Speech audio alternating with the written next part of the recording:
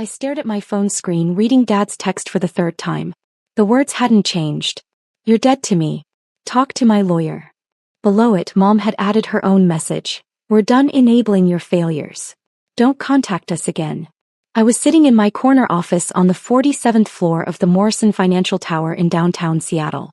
Through the floor-to-ceiling windows, I could see the city sprawling below, the late afternoon sun turning Puget Sound into liquid gold. My assistant had just brought me the quarterly reports showing my investment firm had cleared $23 million in profits. I typed back a single word, "Okay."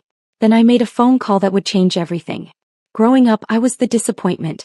My older brother Marcus was the golden child. Varsity football, business degree from Stanford, married to a lawyer, 2 perfect kids. My younger sister Ashley was the creative darling.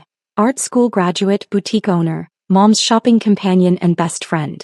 And then there was me, the middle child who wasted her college education on finance instead of joining the family real estate business. The daughter who chose a boring corporate job over marriage and grandchildren. The one who lived in a depressing apartment instead of the suburbs.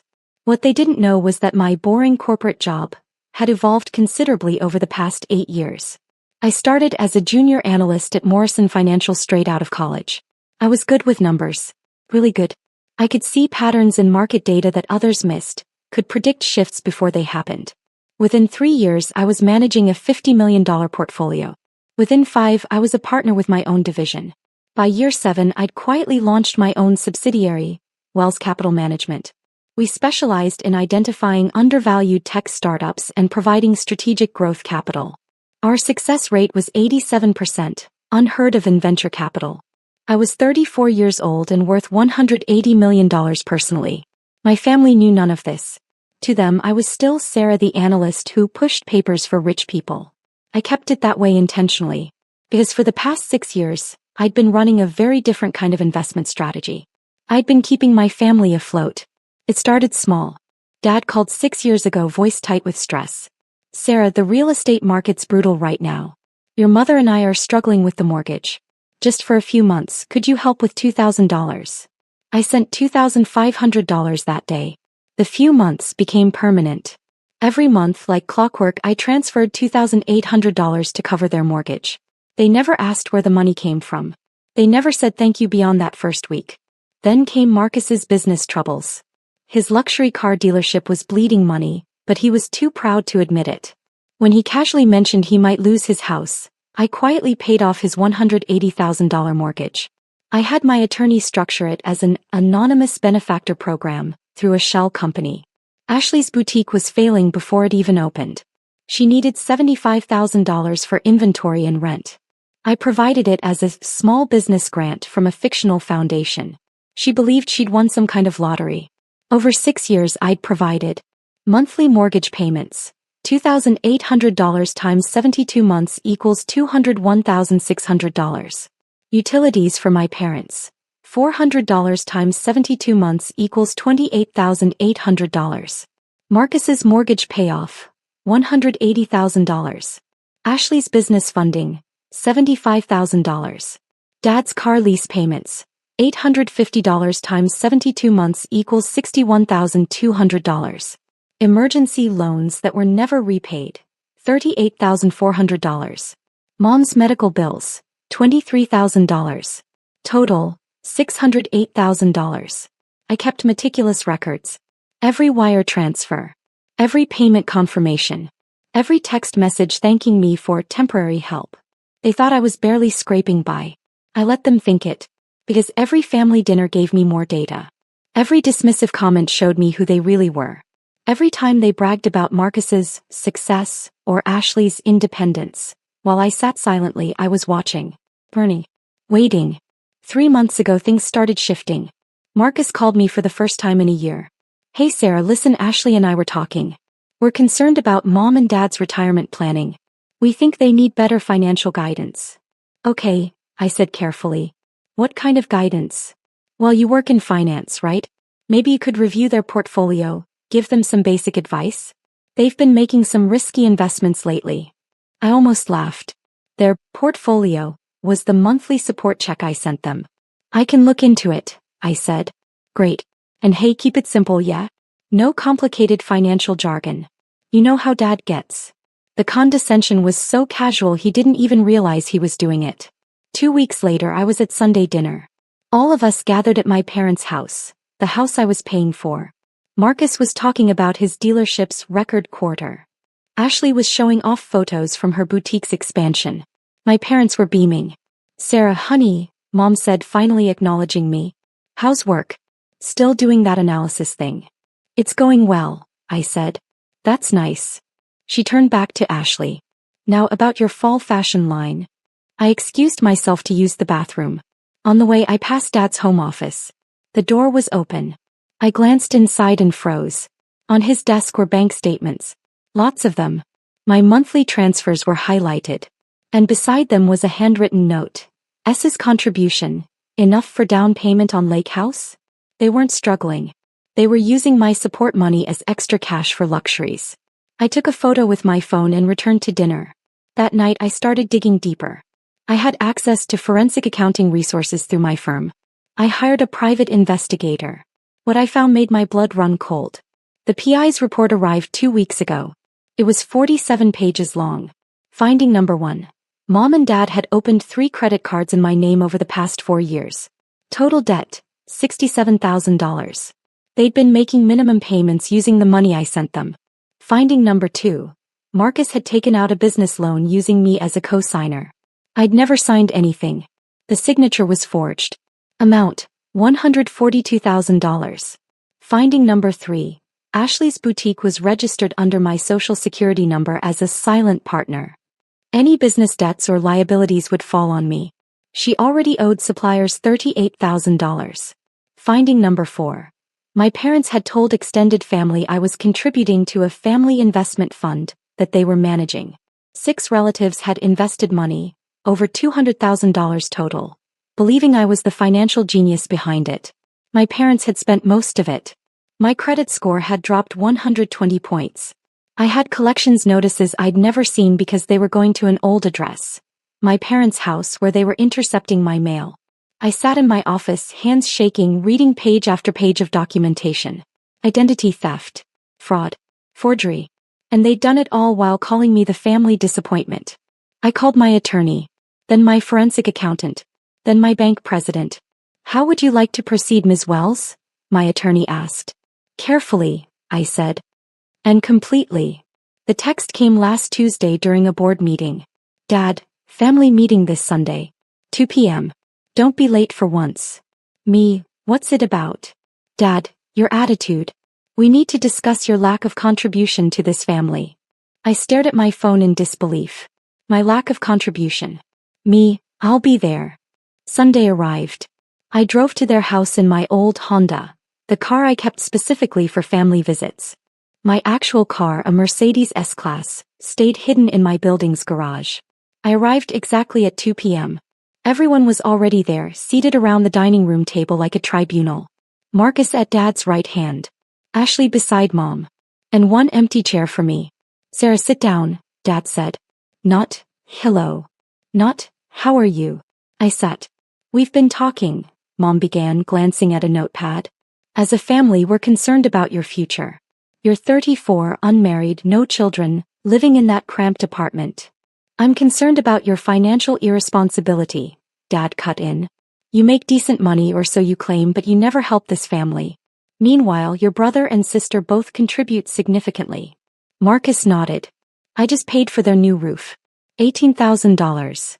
Ashley added, "And I've been covering Mom's shopping trips and spa days." They were using my money to pay for things and claiming it as their own contributions. The audacity was breathtaking. "While you," Dad continued, pointing at me, "take and take. We raised you, paid for your education, gave you every opportunity. And what do we get back? Nothing. Just attitude and excuses." "I see," I said quietly. "We've decided," Mom said, trying to sound gentle, "that it's time for some tough love. You need to learn responsibility. So we're cutting you off. No more family support, no more safety net. You're on your own until you learn to contribute like an adult." The irony was so profound I nearly laughed. "Cutting me off from what exactly?" I asked. "From family resources," Marcus said. "From our help, our connections, our support. And, Dad added, pulling out a document, we're asking you to sign this. It's a formal acknowledgement that you owe this family for years of support. When you finally get your act together financially, you'll pay us back. He slid the paper across the table. It was a promissory note for $50,000. For what? I asked. All the dinners, the gifts, the emotional labor of dealing with your failures, Ashley said. We calculated it. I looked at each of them. Really looked at them. My father wearing the watch I'd bought him for his birthday, claiming I owed him. My mother in the designer purse I'd sent for Christmas, saying I never contributed. My siblings, living in homes I'd secretly saved, calling me irresponsible. I pulled out my phone. I'm not signing that, I said calmly. Then you're not welcome here anymore, Dad said, standing. I'm done enabling your selfishness. You're dead to me. Talk to my lawyer if you want to contest this. Mom didn't even look at me. Don't contact us again, Sarah. I stood. Walked to the door. Turn back. Hey, I said. I drove back to my real apartment, the penthouse condo they'd never seen. I sat in my living room looking out at the city lights. Then I made the calls. Monday morning, 8 a.m. My attorney's office. Talk me through the options, I said. James Chin, my attorney, had represented me for 5 years. He'd helped structure my business acquisitions, my real estate holdings, my investment vehicles. He knew exactly what I was worth and what I could do. Option 1. Criminal charges. The identity theft alone is federal. Add the forgery, the fraud, your parents could face serious prison time. Your brother too. Option 2. Civil recovery. Sue for damages, emotional distress, credit repair costs. You'd win everything and destroy them financially. Option 3. He smiled slightly. The one you're actually considering. Complete financial withdrawal. Cut every support stream, call in every debt they don't know they owe, and watch the house of cards collapse. It's legal, it's clean, and it's utterly devastating. How long would it take? For them to feel it? 48 hours. For complete collapse? 30 days. Let's begin. First call. My bank president, Richard Morrison. Yes, the Morrison from Morrison Financial Tower. Richard, I need to execute withdrawal protocols on all support transfers I've outlined in this list. Effective when? Immediately. Also, I need you to personally call the recipients in exactly 48 hours. Inform them that the anonymous funding they've been receiving has been permanently discontinued due to recipient breach of terms. Done. Anything else? Yes. I'll need forensic documentation of all fraudulent accounts opened in my name. Full legal prosecution package. Second call. My forensic accountant, Patricia Huang. Patricia, the family investigation. I need the full report formatted for federal review. Everything. The identity theft, the forged signatures, the credit card fraud, all of it. You're going forward with charges? Not yet. But I want the option ready. Third call. My investment firm's legal department. I need to dissolve any and all shell companies that have been providing anonymous support to the following individuals and businesses. Fourth call. The private investigator. One more task. I need continuous monitoring of my family's financial activities starting now. I want to know the moment they realize what's happening. By Monday evening, every safety net I'd secretly placed under my family was being systematically removed. The monthly mortgage payments? Stopped. The utility support? Gone. Marcus's dealership lease payments I'd been covering through a third-party vendor? Discontinued. Ashley's boutique's angel investor fund? Dissolved. The credit cards in my name? Reported to authorities with full documentation of fraud. The forged business loan? Legal notice of fraud filed with the bank. And the $200,000 my parents had taken from relatives as family investment fund? I prepared a detailed report for each investor showing exactly where their money went. My parents' new outdoor kitchen, their cruise to Alaska, their lake house down payment. Then I waited. Wednesday. 11:47 a.m. My phone rang. I didn't answer. She called again. 4 times in 3 minutes. Then a text. Sarah, call me right now. I was in a meeting with a tech startup CEO seeking $15 million in Series B funding. I silenced my phone and continued the presentation. After the meeting, I had 23 missed calls. Mom, Dad, Marcus, Ashley. A few numbers I didn't recognize. My voicemail was full. I listened to Mom's first message. Sarah, I don't know what you did, but you need to fix it immediately. The bank called. They said our mortgage payment was rejected. Call me back right now. The second message 3 hours later, Dad's voice. Sarah, this isn't funny. Our credit cards were declined at the grocery store. The bank is saying something about fraud investigation. You need to explain what's happening. The fifth message, Marcus panicked. Sarah, what the hell is going on? The dealership's lease payment bounced. They're threatening repossession of the entire inventory. And some investigator came by asking about a loan I supposedly co-signed with you? Call me. The 10th message, Ashley crying. Sarah, please, my boutique's accounts are frozen. They're saying something about fraudulent business registration. I don't understand. Please call me back. I deleted them all. Thursday morning, Richard Morrison called me. I made the notification calls as requested, he said. Your mother hung up on me. Your father demanded to speak to my supervisor. Your brother threatened legal action. And their accounts? Frozen pending fraud investigation. The credit cards in your name have been flagged. Federal investigators have been notified of the identity theft. It's moving quickly. Thank you, Richard. Sarah, he said carefully, they're going to come for you. You understand that? I'm counting on it. Friday afternoon they proved him right. I was in my office when my assistant buzzed. Ms. Wells, there are 3 people in the lobby demanding to see you.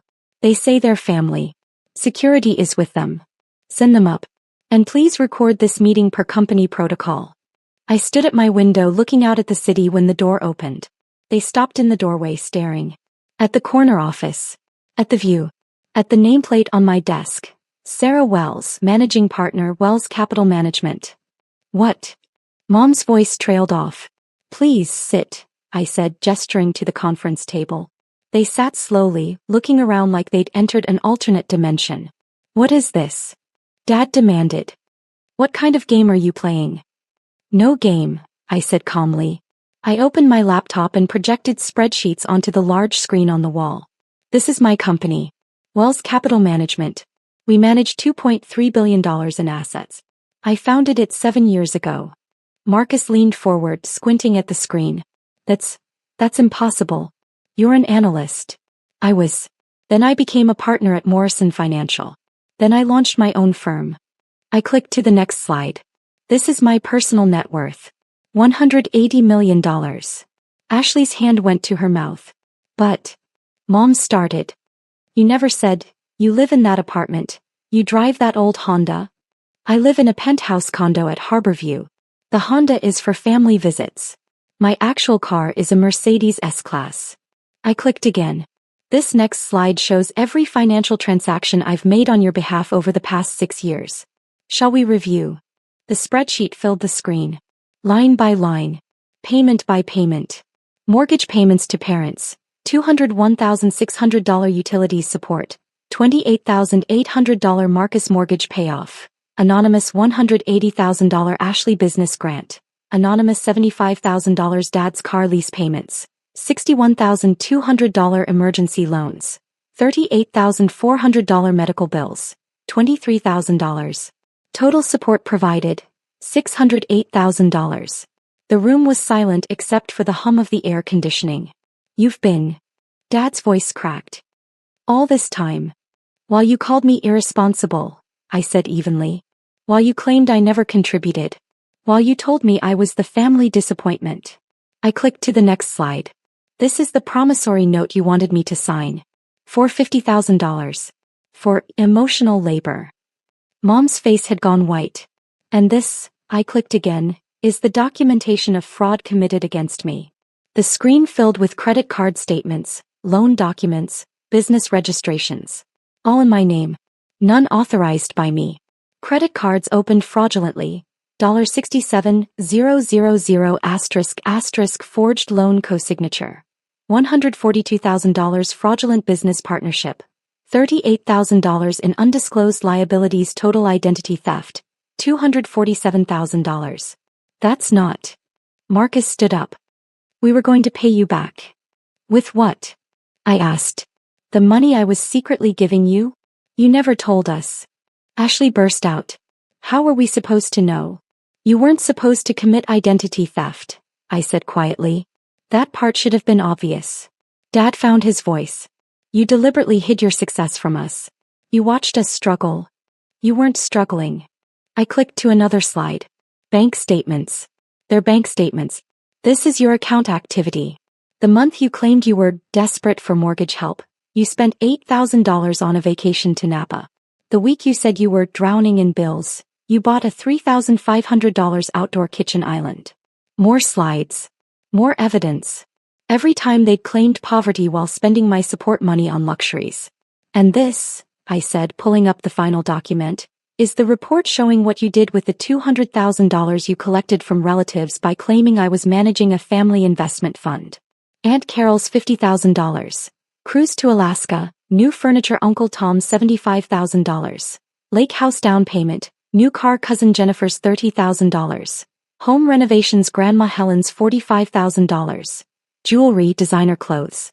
I've prepared individual reports for each of them, I said, showing exactly how you spent their money while claiming I was the financial expert managing it. Mom started crying. We were going to pay them back eventually. With what? I repeated. You have no income stream. Marcus's dealership is failing. The only reason it survived this long is because I was covering his lease payments. Ashley's boutique has been operating at a loss since day one, surviving only on the grant money I provided. And your house. I've been paying the mortgage for 6 years. This is.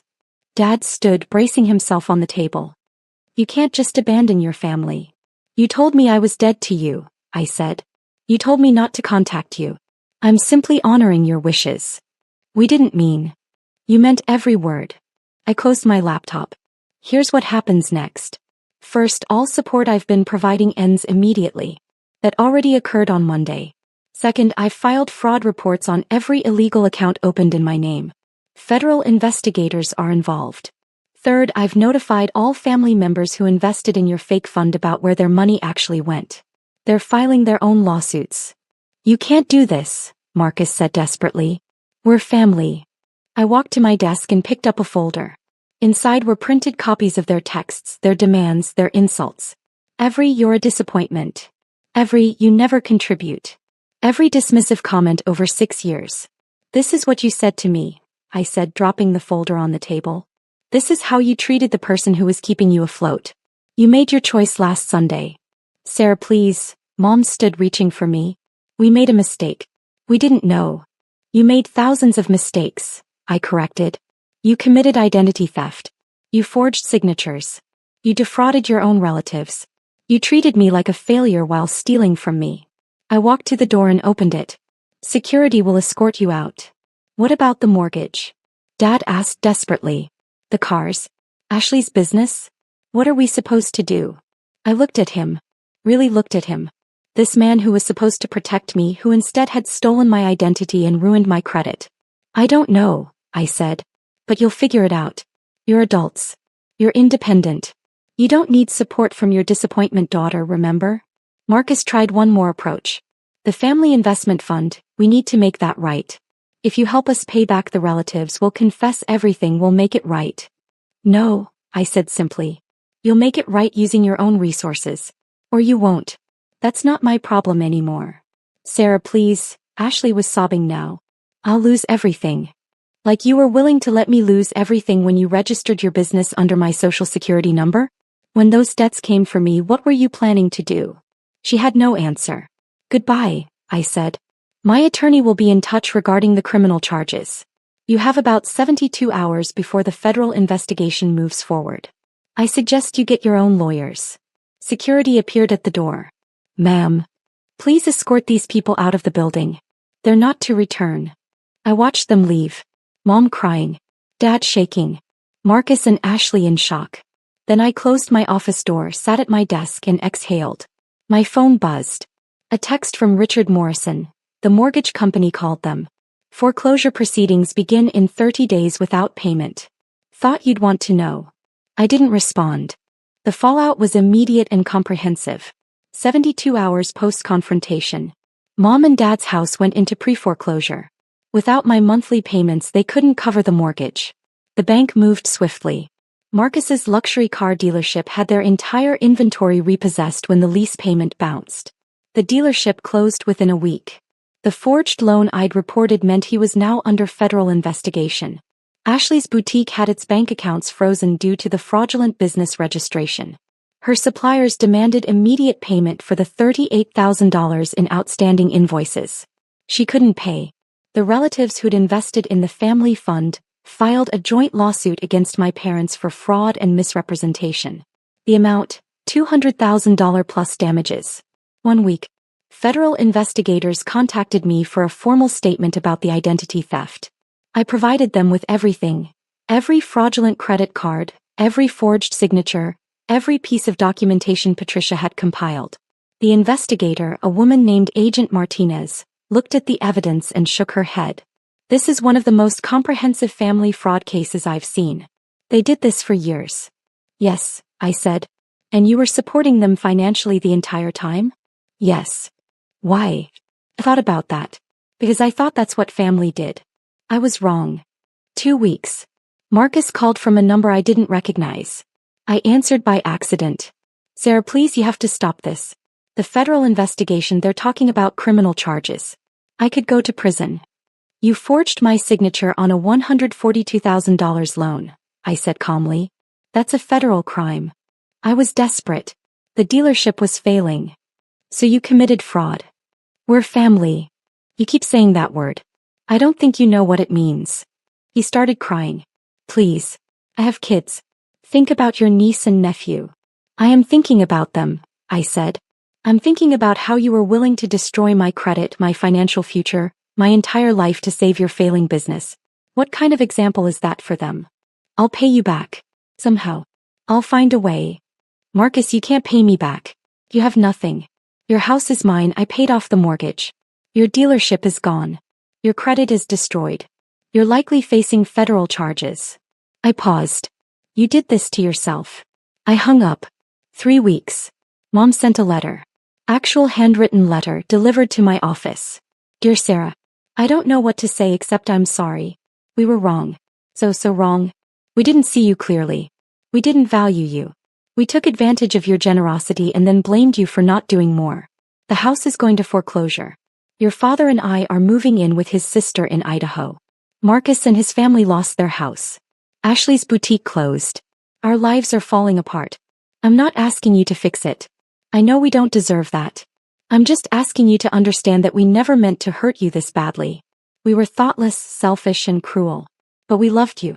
We still love you. If you can ever forgive us, please let us know.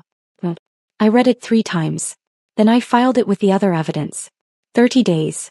The federal investigation resulted in charges.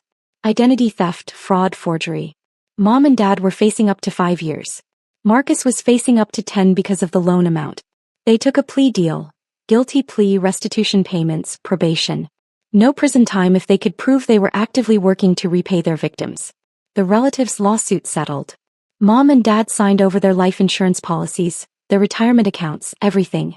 It still wasn't enough to cover the full $200,000. Ashley filed for bankruptcy. Her boutique's debts were discharged, but she lost everything she'd built. My credit was restored. The fraudulent accounts were removed. My score climbed back up 120 points. And I sat in my office looking out at the city feeling nothing. I'm at a charity gala for the Seattle Children's Hospital. My firm donated $2 million to their new wing. I'm wearing a Tom Ford gown and talking to the governor about education funding. My phone buzzes. A text from a number I don't recognize. This is Marcus. I know you probably won't read this, but I wanted you to know I got a job. Warehouse work. $18 per hour. It's honest. I'm paying child support. I'm rebuilding. You were right about everything. I'm sorry I couldn't see it before. I hope you're well. I stare at the message for a long moment. Then I type back, good luck. Not forgiveness. Not reconciliation. Just acknowledgement. Another text comes through, this one from Ashley. My therapist suggested I reach out. Not to ask for anything. Just to say I understand now how badly we hurt you. I'm working retail. Started paying back the suppliers I owed. It'll take years, but I'm doing it. You deserved better from us. I don't respond to that one. The gala continues. Someone asks me about my family. We're not close, I say simply. And move on. Later that night in my penthouse I look at my bank statements. Wells Capital Management had another record quarter. $31 million in profits. My personal net worth has climbed to $207 million. I think about the $608,000 I spent supporting people who called me a disappointment. About the years I spent hiding my success to avoid their exploitation. About the moment they literally told me I was dead to them. And I realized something: they were right about one thing. That version of me, the one who quietly accepted their abuse while secretly keeping them afloat, is dead. The woman who remains is someone different. Someone who knows her worth. Someone who doesn't hide her success or shrink herself to make others comfortable. Someone who understands that family isn't about blood. It's about who shows up, who values you, who sees you clearly and loves you anyway. My chosen family, my business partners, my real friends, my mentors. They threw me a surprise party last month when I closed a $90 million deal. They celebrated me. They saw me. That's what family actually looks like. I get one final text that night. From Dad. I know you won't believe this, but losing everything taught me something. You were the strongest person in our family. You always were. We were just too blind and selfish to see it. I don't expect forgiveness. I just wanted you to know that I finally see you clearly. You were never the disappointment. We were. I read it twice.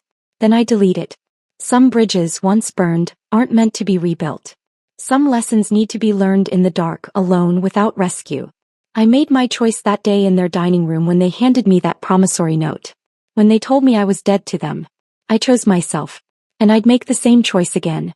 1 year later, Forbes runs a feature, 30 Under 35, The New Faces of Finance. My photo is on the cover. The article details Wells Capital Management's unprecedented success rate, my innovative investment strategies, my $250 million net worth. The article mentions I come from a modest background and built everything myself. That's not quite true. I did have help once. I learned everything I needed to know about what not to do from the people who were supposed to teach me about family. Sometimes the best education comes from the worst teachers. My phone doesn't ring with congratulations from Idaho or from my siblings' new addresses. I don't expect it to. Instead, my business partner texts, "Drinks tonight? We're celebrating you." My best friend calls, "I'm so proud of you I could cry." My mentor emails, "You've exceeded every expectation. Well done." That's my family now. The people who saw my potential and helped me build it. The people who celebrated my success instead of exploiting it. The people who showed up. I text back my RSVP to the celebration dinner. And I don't think about the $608,000 at all.